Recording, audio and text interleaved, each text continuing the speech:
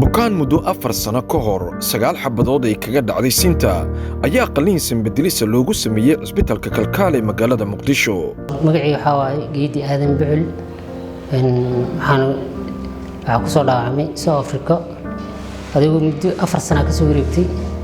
marka 4 sano aan sariir saarnay ma sha Allah adigu xabbi 2 sano joogay kadib waa la soo qaaday Soomaaliya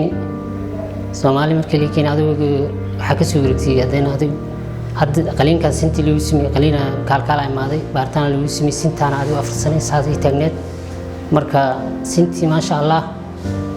waa istaal atay laakiin waxay ka qaban waayeen istaalka marka imaaday ma sha Allah waa sintina waa leey bedel qalab kala leey hadda sintii ma sha Allah wuu sasi taagneed laakiin hadda ay fidaysaa way laamaysaa ما شاء الله هذا أنتم في عناية الحمد لله عرفت كيد بحيدة أوكي وايو أنت صومر الحمد لله دمنا فلا يقولوا مركز ما شاء الله وفي عناية bukaan kan oo qaliinkiisa uu ku guuleystay Dr. Ahmed Maxamed oo dhakhtarka lafaha cisbitaalka Kalkaal ayaa ka warbixiyay xaaladiisa caafimaad. شاب جيدي 25 عام أتى إلينا لديه bukaanka waxaan u sameynay maaragtay si wuxuu noo yimid emergency-ga oo muddo 4 sano oo dhaawacmay South Africa waxaana ku dhacday 9 xabadood qaybta sinta dhaawac weyn ka soo gaaray kadibna waxa ku dhacday in sintii kashi mooyaha isku dhagto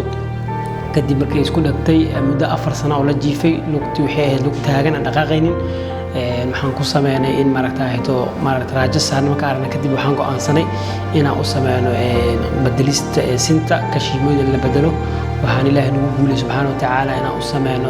bedelista sinta inaan kashimooyada bedelno aan u xirno kala goos u sameeyno si oo nolol maalmeedkiisu uu qabsado oo ku socdo alxamdulillah Ilaahay subhanahu wa ta'ala waa nagu guulay bukaankan hadda waa saad aragtaan waa bukaankan socdo oo maaragtay Ilaahay dadkan u fududeeyay waxaan u mahad celinaynaa marka koowaad Ilaahay subhanahu wa ta'ala waxaan sidoo kale mahad iska leh